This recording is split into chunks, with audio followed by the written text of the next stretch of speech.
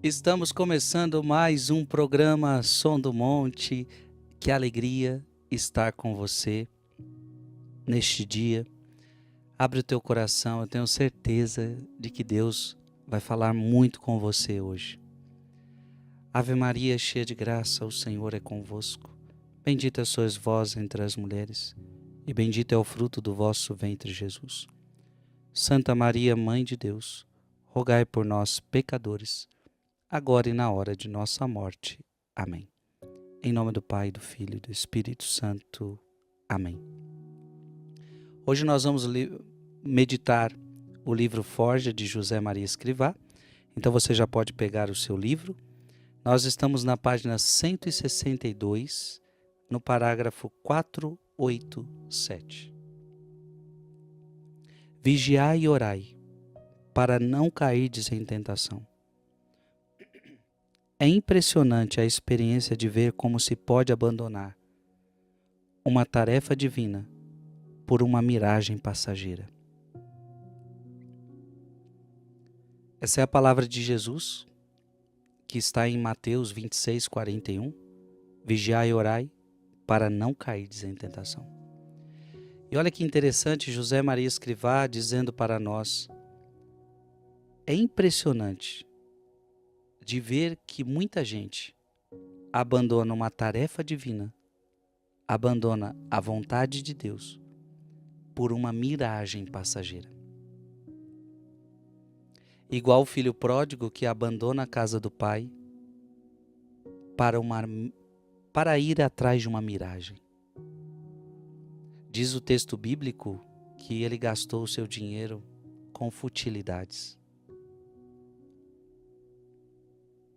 Quis curtir a vida. Então, como que a gente abandona muitas vezes aquilo que é a vontade de Deus por miragens, por coisas passageiras? 488. O apóstolo Tíbio, esse é o grande inimigo das almas. Oh, meu Deus, a tibieza. A pessoa que não quer mais rezar. A pessoa que não quer mais, sabe, para as coisas de Deus é preguiçoso. Para as coisas de Deus eu não tenho vontade. Porque o tíbio é assim, para as coisas de Deus ele não tem vontade. Para as coisas de Deus ele está cansado. Para as coisas de Deus eu não estou afim de rezar, estou meio desanimado, não estou com vontade de ir na missa. Vamos para o grupo de oração? Não estou afim de ir para o grupo de oração. Vamos ler a palavra? Não.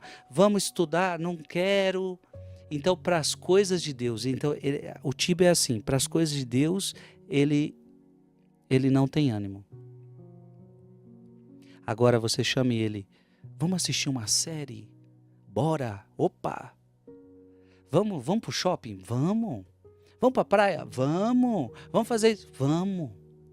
Então assim, para as coisas do mundo, o tíbio, ele está animado. Mas para as coisas de Deus, ele pensa duas vezes, ele não quer fazer, não sinto vontade. Então o apóstolo Tíbio, imagina um apóstolo, aquele que tem que servir a Cristo, aquele que tem que salvar almas. Então o apóstolo Tíbio, esse é o grande inimigo das almas. 489. Prova evidente da tibieza é a falta de teimosia sobrenatural, de fortaleza para perseverar no trabalho e não parar até colocar a última pedra. Ou seja, como tirar essa tibieza? Perseverança. Eu preciso perseverar, eu preciso perseverar, eu preciso perseverar. Eu preciso perseverar na oração. Haverá dias em que eu não vou ter mesmo vontade de orar, mas mesmo sem vontade de orar, eu vou orar. Terão dias que eu não vou ter vontade de ir na missa, mas mesmo sem vontade eu vou para a Santa Missa porque eu preciso da missa. Você entende? Então o segredo para não cair na tibieza é a perseverança, perseverar, perseverar, perseverar. 490. Há corações duros, mas nobres, que ao se aproximarem do calor do coração de Cristo, se derretem como bronze em lágrimas de amor, de desagravo, inflamam-se. Pelo contrário, os tíbios têm o coração de barro, de carne miserável, e racham, são pó, dão pena. Diz comigo, Jesus nosso, longe de nós a tibieza. Diz comigo, vai, você que está em casa, diga comigo, Jesus, Jesus nosso, longe de nós a tibieza, tíbios não. Diga mais uma vez, Jesus nosso, longe de nós a tibieza, tíbios não. 491. Toda bondade, toda formosura, toda majestade, toda beleza, toda graça adornam a nossa mãe. Não te enamora ter uma mãe assim? 492. Somos os enamorados do amor. Por isso o Senhor não nos quer secos, rígidos, como uma coisa sem vida. Ele nos quer impregnados de seu carinho. 493. Vê se entendes esta aparente contradição. Ao fazer 30 anos, aquele homem escreveu no seu diário, já não sou jovem. E passados 40, voltou a anotar, permanecerei jovem até chegar ao octogenário. Se morrer antes, pensarei que fracassei. Apesar dos anos, andava sempre com a juventude madura do amor. 494. Como entendo bem a pergunta que fazia a si própria aquela alma enamorada de Deus. Houve algum trejeito de desgosto? Houve em mim alguma coisa que te pudesse a ti, Senhor, meu amor doer? Pede ao teu Pai Deus que nos conceda essa exigência constante de amor. 495. Viste com que afeto, com que confiança os amigos de Cristo o tratavam? Com toda a naturalidade, as irmãs de Lázaro lançam-lhe em rosto a sua ausência. Nós te avisamos, se tivesses estado aqui. Confia-lhe devagar. Ensina-me a tratar-te com aquele amor de amizade de Marta, de Maria e de Lázaro, como te tratavam também os primeiros 12, ainda que a princípio te seguissem talvez por motivos não muito sobrenaturais. 496. Como gosto de contemplar João, que reclina a cabeça sobre o peito de Cristo. É como render amorosamente a inteligência, ainda que custe, para fazê-la arder no fogo do coração de Jesus. 497. Deus me ama. E o apóstolo João escreve, amemos, pois, a Deus, porque Deus nos amou primeiro. Como se fosse pouco, Jesus dirige-se a cada um de nós, apesar das nossas inegáveis misérias, para nos perguntar como a Pedro, Simão, filho de João, tu me amas mais do que estes? É o momento de responder, Senhor, tu sabes tudo, tu sabes que eu te amo. Acrescentando com humildade, ajuda-me a amar-te mais, aumenta o meu amor. Amado irmão e amada irmã, o Senhor te amou primeiro. Não foi você que amou primeiro. Deus te amou primeiro. E, portanto, o seu amor só será uma resposta. Mas respondamos. Ele está interessado no nosso amor. Jesus quer que a gente o ame. Veja, ele não pôde nos obrigar a amá-lo. Ou melhor, ele não quis obrigar-nos a amá-lo. Deus poderia ter nos obrigado. Não teria outra opção. Você tem que me amar, você é obrigado a me amar. Só que, na verdade, isso não seria amor. Porque o amor, ele tem a característica da liberdade. É por isso que no casamento se pergunta, é de livre e espontânea vontade que você quer casar? Porque o amor, ele precisa ser livre, ele precisa ser espontâneo. E Jesus, ele espera isso de você. quando você dá isso a Deus, é uma resposta a quem te amou primeiro. Pedro, tu me amas?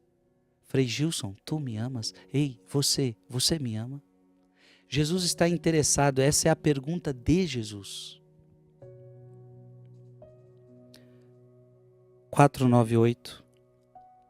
Obras é que são amores, não as boas razões. Obras, obras. Propósito. Continuarei a dizer-te muitas vezes que te amo. Quantas não te terei repetido hoje, mas com a tua graça será sobretudo a minha conduta, serão as bagatelas de cada dia que com eloquência muda hão de clamar diante de ti, mostrando-te o meu amor. 499. Nós os homens não sabemos ter com Jesus as suaves delicadezas que uns pobres homens rudes, mas cristãos têm diariamente com uma infeliz criaturinha, a mulher, o filho, o amigo, pobre também com eles. Esta realidade deveria servir-nos de revulsivo. 500. É tão atraente e tão sugestivo o amor de Deus que o seu crescimento na vida de um cristão não tem limites. 501. Não podes comportar-te como uma criança travessa ou como um louco. Tens de ser pessoa forte, filho de Deus, sereno no teu trabalho profissional e na tua vida de relação, com uma presença do Senhor que te faça esmerar-te até nos menores detalhes. 502. Se faz justiça a seco, é possível que as pessoas se sintam feridas. Portanto, deves agir sempre por amor a Deus, que essa justiça acrescentará o bálsamo do amor ao próximo e que purifica e limpa o amor terreno. Quando Deus está de permeio, tudo se sobrenaturaliza. 503. Ama apaixonadamente o Senhor. Ama-o com loucura. Porque se há amor, e só então atrevo-me a afirmar que nem sequer são precisos propósitos. Os meus pais, pensa nos teus, não precisavam fazer nenhum propósito de amar-me. E que profusão de pormenores cotidianos de carinho tinham comigo. Com esse coração humano, podemos e devemos amar a Deus. Que coisa mais linda, né? Que bonito José Maria pensar assim. Nenhuma vez os nossos pais, não é comum nos pais falar assim, não, hoje eu tenho o propósito de amar mais o meu filho. Não, sabe por quê?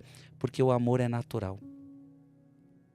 À medida que o dia vai transcorrendo, à medida que a história vai acontecendo, o pai ama o filho naturalmente, a mãe ama o filho naturalmente. Nós deveríamos ser assim com Deus.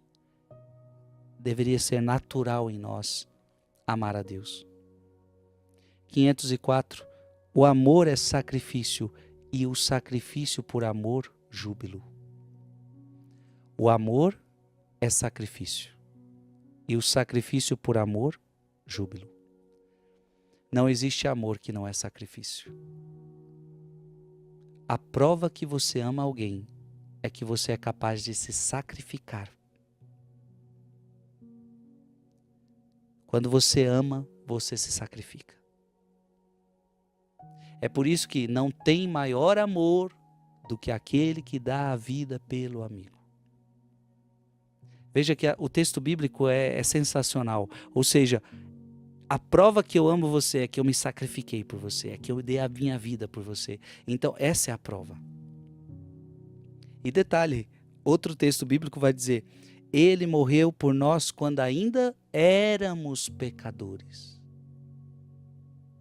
Então, essa é uma prova de amor, porque ele não só morreu por mim, ele morreu pelo pecador.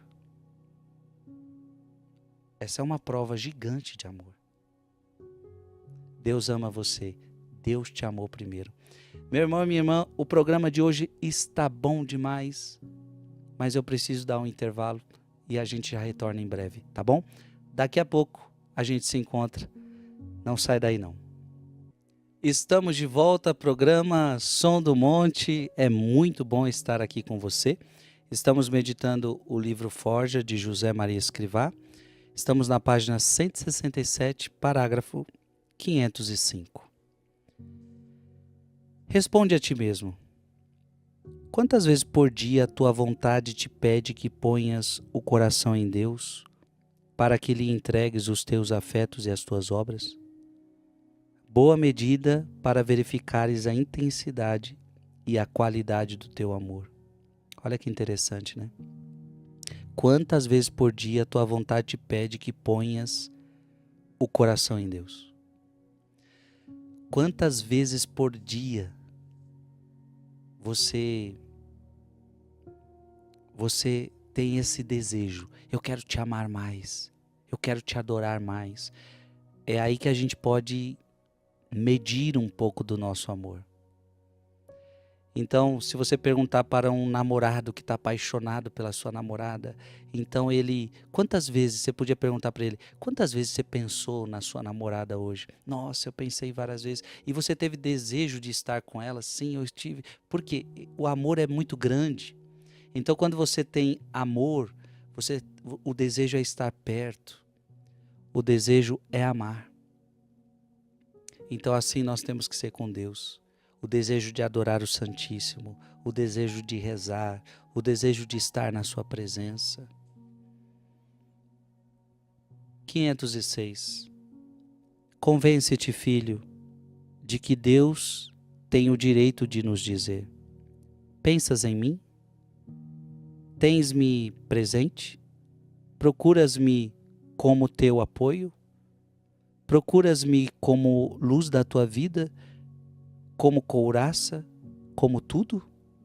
Portanto, reafirma-te neste propósito. Nas horas que a gente da terra considera boas, clamarei, Senhor. Nas horas que chama de más, repetirei, Senhor. 507. Não percas nunca o sentido do sobrenatural. Ainda que vejas em toda a sua crueza, as tuas próprias misérias, as tuas más inclinações, o barro de que estás feito, Deus conta contigo. 508. Tens de viver como os outros que te rodeiam, com naturalidade, mas sobrenaturalizando cada instante do teu dia. 509. Para se poder julgar com retidão de intenção é necessário ter um coração limpo, zelo pelas coisas de Deus e amor às almas, sem preconceitos. Pensa bem nisto. Olha que interessante. Na vida nós vamos ter que às vezes julgar determinadas situações, nós vamos ter que julgar determinadas coisas. Mas olha, para se julgar com retidão de intenção, é necessário ter um coração limpo. Se você não tem um coração limpo, você toma lado. Se você não tem coração limpo, você erra o julgamento. Então é necessário o coração limpo, zelo pelas coisas de Deus, amor pelas almas e sem preconceitos. 510. Ouvi falar a uns conhecidos dos seus aparelhos de rádio. Quase sem perceber, levei o assunto ao terreno espiritual. Temos muito fio terra, demasiado, e esquecemos a antena da vida interior.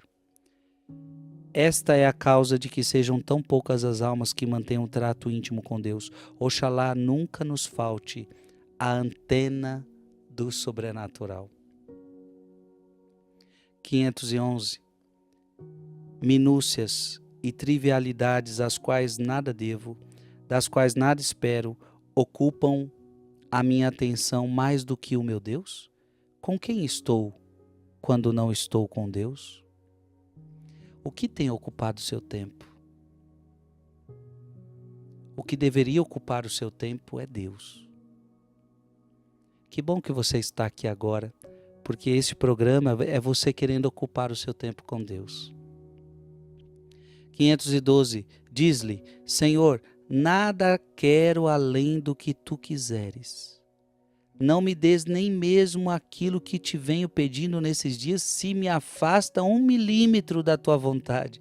Então, se o que eu te peço me afasta 1 milímetro da tua vontade, não me dê. Será que você tem coragem de falar isso para Deus? Eu quero fazer tua vontade, Senhor.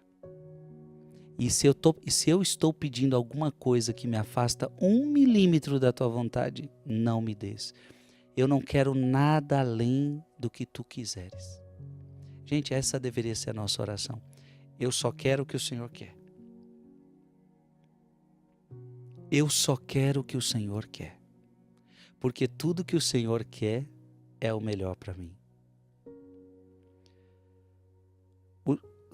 513. O segredo da eficácia reside em seres piedoso, sinceramente piedoso, assim todo o teu dia transcorrerá com ele.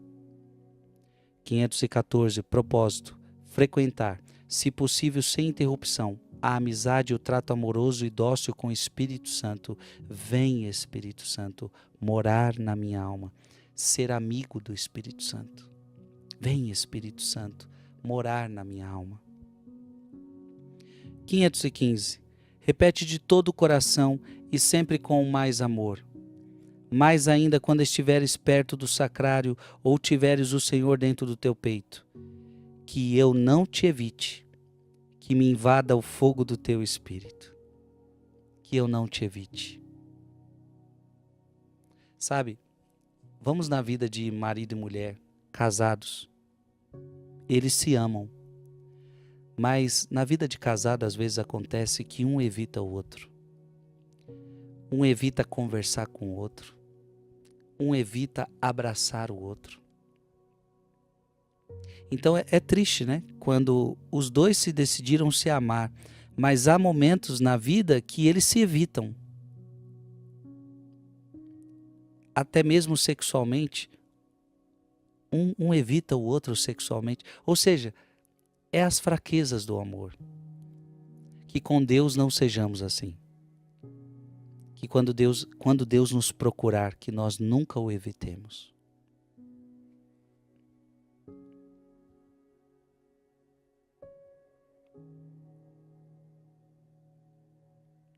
(516) Queima-me com o fogo do teu espírito, clamas. E acrescentas, é necessário que a minha pobre alma recomece quanto antes o voo e que não deixe de voar até descansar nele. Acho ótimos os teus desejos. Vou pedir muito ao Paráclito por ti. Vou enviá-lo continuamente para que se instale no centro do teu ser e presida e dê tom sobrenatural a todas as tuas ações, palavras, pensamentos e anseios. 517.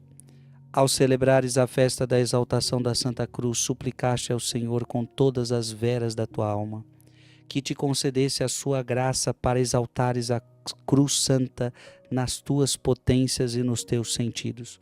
Uma vida nova, um cunho para dares firmeza à autenticidade da tua mensagem, todo o teu ser na cruz. Veremos. 518. A mortificação deve ser contínua, como o bater do coração. Assim teremos domínio sobre nós mesmos e viveremos com os outros a caridade de Jesus Cristo. Que bonito, né? A caridade, a mortificação deve ser contínua. Então nós devemos ser constantes na mortificação.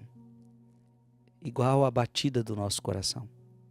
A batida do nosso coração, ela é constante porque se o coração parar, a gente morre. Então a mesma coisa, se a mortificação parar, a sua vida espiritual também morre. Você está entendendo? Todo o tempo temos que nos mortificar. Enquanto estivermos nesta terra, teremos que nos mortificar. Ou seja, fazer morrer os desejos pelos prazeres deste mundo. Fazer morrer os desejos pelos prazeres mundanos.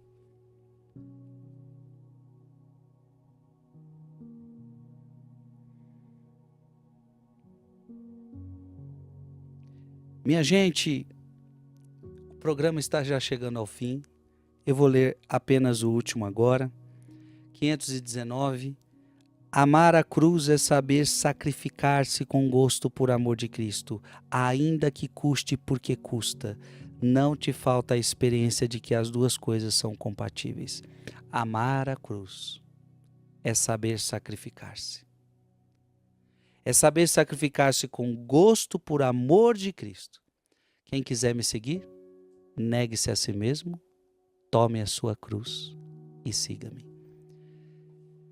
Que Deus te abençoe. Foi uma alegria estar com você aqui, meditando pensamentos tão preciosos de José Maria Escrivá. Eu me encontro com você na semana que vem, se Deus quiser.